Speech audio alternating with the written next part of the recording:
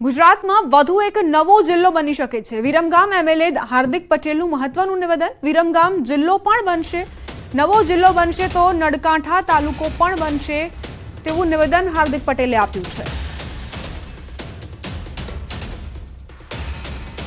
વસ્તી ગણતરીનો સમય જ્યાં દેશમાં વસ્તી ગણતરી થશે ને વસ્તી ગણતરી પૂર્ણ થશે પછી જિલ્લાઓ નવા બનાવવા માટેની પ્રક્રિયા બનશે।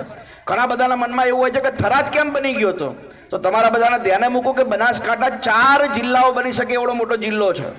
એટલા માટે એને અત્યારે ના છૂટકે જિલ્લો બનાવવો બહુ જરૂરિયાત હતી, પણ આપણો વિરમગામ જિલ્લો બનશે અને વિરમગામ જિલ્લો બનશે તો આપણો નળકાંઠા તાલુકો બનશે। છાટી થોકીને આજ તમને કહીને જઉં છું અને આપણે બધાએ જે કર્યું છે દમ મારીને જ કર્યું છે। કચ્છમાં માંડવીના ગોધરા ગામમાં એકતરફી પ્રેમમાં પાગલ યુવકે યુવતીની ક્રૂરતાપૂર્વક હત્યા કરી, જેને લઈને સર્વ સમાજે મૌન રેલી યોજી આરોપીને ફાંસીની સજાની માંગ કરી હતી।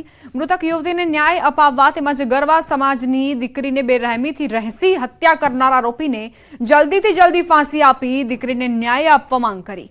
આ રેલીમાં સાધુ સંતો પણ જોડાયા હતા। તો કચ્છમાં કઈ રીતે દીકરીને બેરહેમીથી રહેસી હત્યા કરનાર આરોપીને લઈને વિરોધ નોંધવામાં આવ્યો છે। જલ્દીથી જલ્દી આરોપીને ફાંસીની સજા થાય તેવી આ લોકોની માંગ। સંવાદદાતા મેહુલ જોડાઈ ગયા છે વધુ જાણકારી સાથે। મેહુલ, જે આ ઘટના બની હતી, યુવતીને રહેસીને આરોપી જે છે તેણે એક ગુનાને અંજામ આપ્યો, હવે જે લોકો શું માંગ છે તેમની?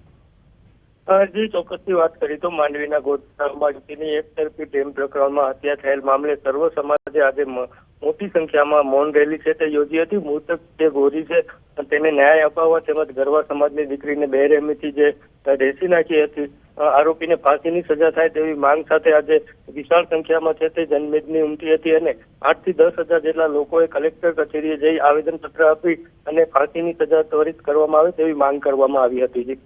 આભાર મેહુલ, જાણકારી આપવા માટે।